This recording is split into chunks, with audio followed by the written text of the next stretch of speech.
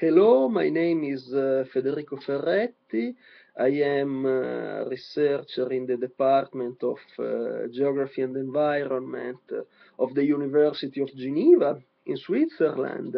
I am working on a project which is called Writing the World Differently, in French, Écrire le monde autrement, a project which is granted by the Swiss National Fund for the Scientific Research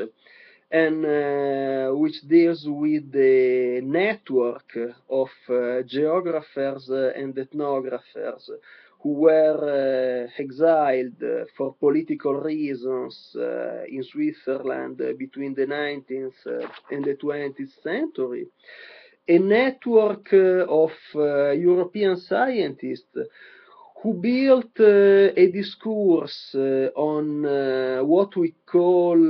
today the otherness, the other peoples, the extra-European world,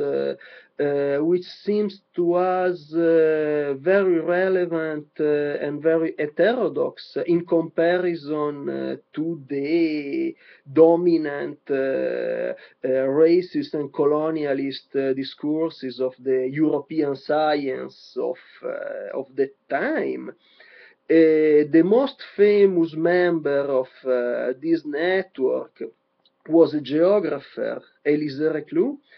who was at the same time one of the founders of the international anarchist movement and the author of the New Universal Geography, Nouvelle Géographie Universelle, which was a work of encyclopedic geography very known at that time. I consecrated my doctorate dissertation to the study of this work, both on its text and the unpublished sources like correspondences between Reclus, his fellows, and his editors to clarify the working of this of this geography and its signification for the politics of the time. So this paper that I published for Antipode,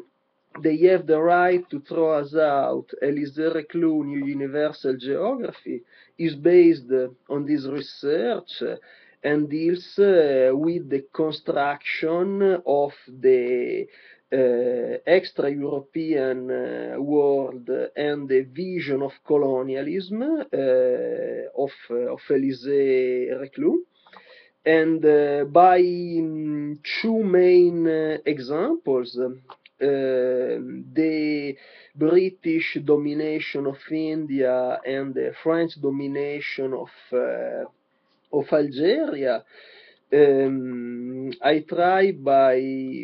these examples to clarify that the statements of Élisée Reclus on the colonialism of the time, the age of the empire,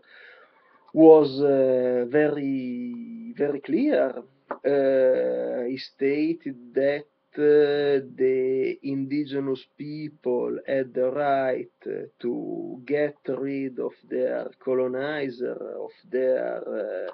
invaders, and so he try in any case to understand the viewpoint of other people, to preview in some cases the emancipation and the future decolonization